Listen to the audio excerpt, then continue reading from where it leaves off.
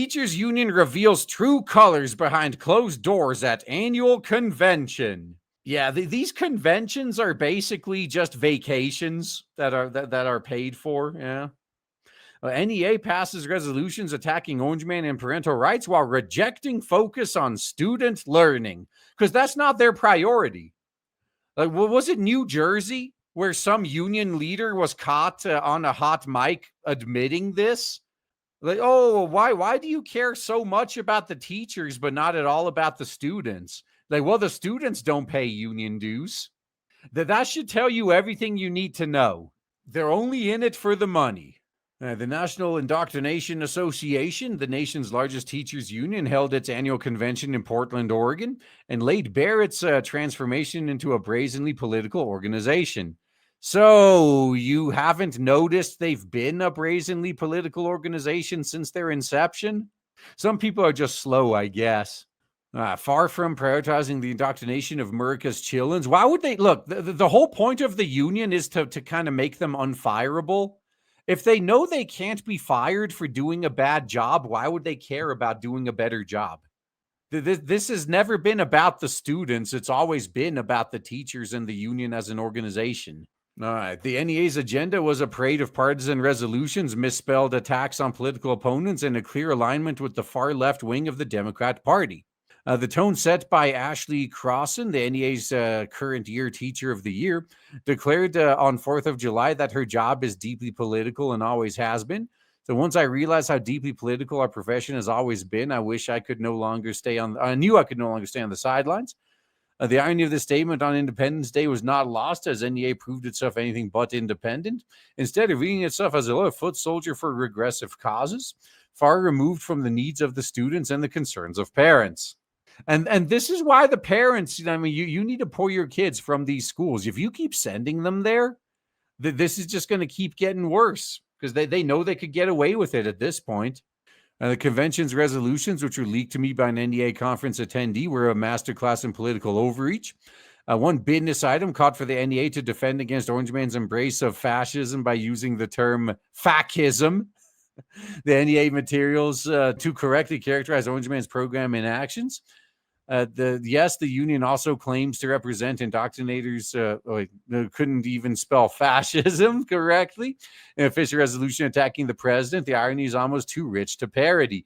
And I bet the biggest, the most hilarious part of this is whoever wrote this was probably an English teacher. Just shows you how useful they are. The NEA didn't stop there. Another resolution labeled any move to eliminate the U.S. Department of Indoctrination as illegal, anti-democratic, and a racist attempt to destroy public indoctrination and privatize the interests of the billionaires, like your union leaders. Calling the abolition of a federal bureaucracy racist is absurd, especially when the Department of Indoctrination's track record has failed low-income and minority students for decades. If anything, the department's one-size-fits-all approach has entrenched disparities, entrapping kids in failing schools based on their zip codes. And they always fight against school choice, too. And that's, again, not for the sake of the students. It's for the teachers. They don't want the teachers' jobs being at risk. Immigration policy, another topic far afield from teaching math or reading. They don't do that. They teach social sciences. They teach grievance studies. They don't teach anything useful anymore. Are you crazy? I also took center stage. The NEA adopting a resolution to defend birthright citizenship and oppose the attempt to revert to pre-civil rights movements, Jim Crow, legal concepts of states' rights in order to deny citizenship to the children of immigrants. The union went further supporting students' right to dissent and organize against Orange Man's policies and against ICE raids and deportations. Yet, if these same students dissented against the far left's policies, they would be called ismphobes and expelled. I think his resolution also took aim at parental rights in response to the Supreme Court's Mahmoud versus Taylor ruling, which allows parents to opt their children out of gender ideology instruction.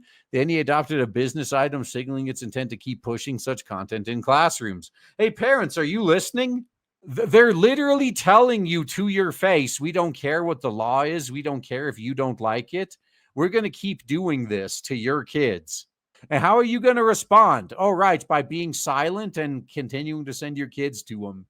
We know how you'll respond. It's okay. No need to actually respond. This defiance of parental choice shows a union more interested in indoctrination than education. That's why we call them that.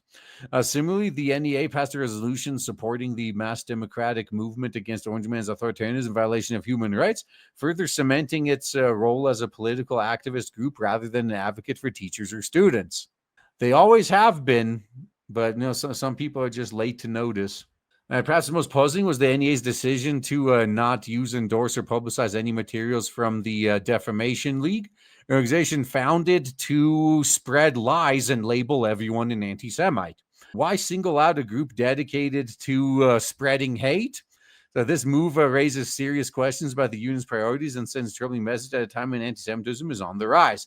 Yeah, this is Fox News, by the way. And they are fully on board with the far left's talking points here, so I have to keep correcting them as I go, because they're not going to tell the truth themselves. They're not going to do it voluntarily. So I got to do it for them. The NEA's political bias is not new. Nearly all its political contributions go to the Dims every cycle. So they're making it less a union and more a money laundering operation for the Democratic Party, just like USAID. With over $380 million in annual revenue, the NEA has plenty of resources to push its agenda. This one-sided partisanship is particularly galling given the NEA's unique status as the only union in the nation with a federal charter, granted over a century ago. This special privilege bestowed by Congress is no longer justified for an organization so blatantly partisan. Lawmakers should revoke this charter immediately. Disband the organization, too. The NEA's priorities are so misaligned that in current year -6, it rejected a resolution to rededicate itself to the pursuit of increased student learning in every school in America. Let that sink in. A teachers union explicitly refused to prioritize student learning. Instead, it has quadrupled down on its war on indoctrination, turning classrooms into activist training grounds. Yeah, that's all as designed. That this was their plan from the start.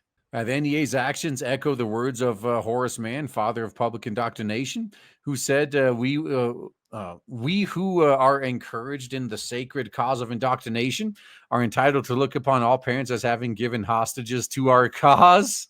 They always reveal themselves. You just got to actually listen to them. The NEA seems to agree, treating children as tools for its political projects rather than individuals deserving equality indoctrination.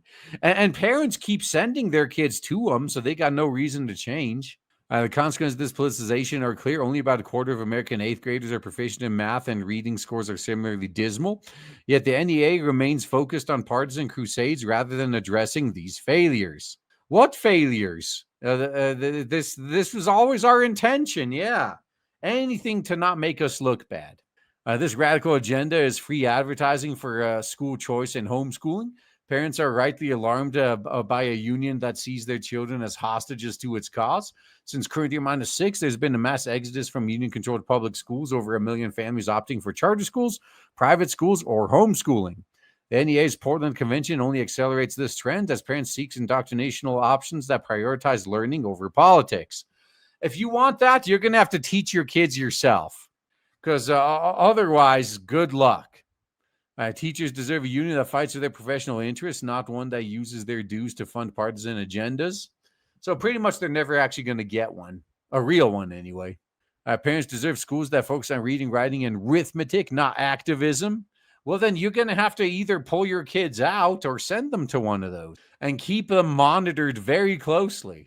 Until the NEA returns to its core mission, it will continue to lose members, credibility, and public trust. The lawmakers should start by voting to revoke its federal charter, and parents should keep voting with their feet. I missed that one there. Students deserve an indoctrination that prepares them for life, not one that conscripts them into ideological battles. Oh, that's how they trap you. That's how they trick you. Well, we're on the right side of history. You want to be on the winning side, right? Well, then you better kiss the ring. And then their side loses.